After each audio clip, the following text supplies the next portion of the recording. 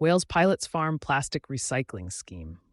A new recycling initiative launched this week in South Wales aims to divert 200 tons of agricultural plastic waste from rivers annually, offering lower-cost recycling access to farmers while protecting ecologically significant waterways.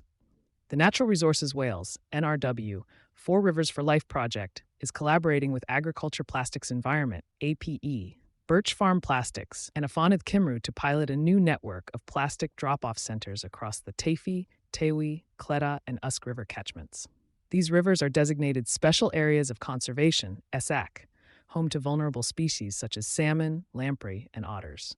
Farm plastics have been found in the Teifi, Tywi, and Cleda rivers and contribute to the overall environmental issues affecting their health, said Chris Thomas, Senior Land Management Officer for the project, in a July 2025 announcement.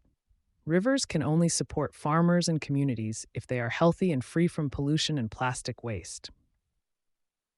Tackling low recycling rates in agriculture. The UK's agricultural plastic recycling rate is among the lowest in Western Europe. A 2023 report by the Waste and Resources Action Programme, the WRAP, found recycling rates ranging from 20 to 30%, compared to 65% in Germany, 80% in France, and 90% in Ireland. This gap has long been attributed to high collection costs and a lack of localized infrastructure. According to a 2024 survey conducted by the West Wales Rivers Trust, WWRT, cost was the most commonly cited barrier by Welsh farmers when asked why they didn't recycle plastic waste such as silage wrap. By increasing the number of drop-off centers, we aim to increase the recycling rates of agricultural polythene and provide a lower-cost option to farmers, said Cheryl Birch of Birch Farm Plastics.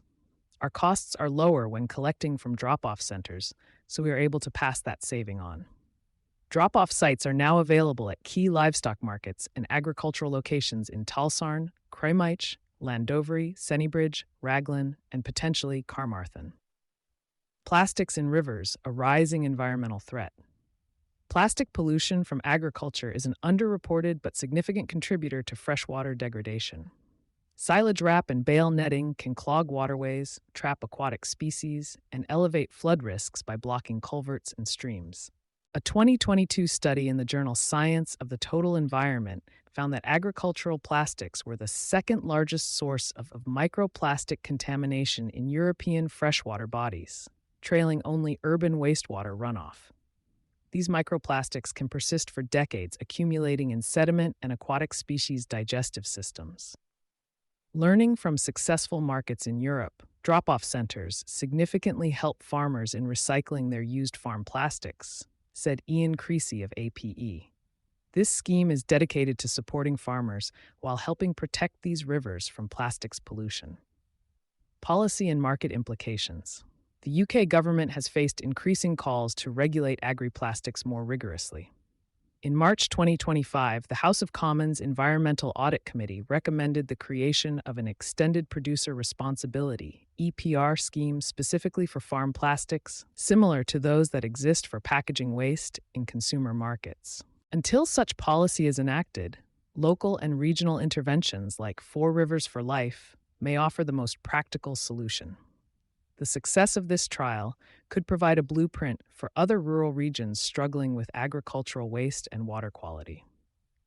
We are very pleased that this trial scheme is being brought to South Wales, said Gail Davies-Walsh, Chief Executive of Afonydd Cymru.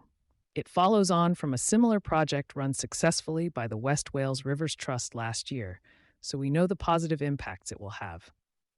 You've been listening to Sustainability Soundbites from E+E Leader, where the business of sustainability meets real-world impact. Thanks for being a loyal listener.